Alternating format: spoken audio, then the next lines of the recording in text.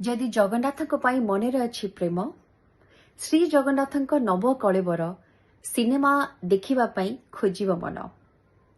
ସେଥିରେ ଅଛି ଜଗନ୍ନାଥଙ୍କ ଉପାଖ୍ୟାନ, ସେ ତ ଭକ୍ତର ଭଗବାନ।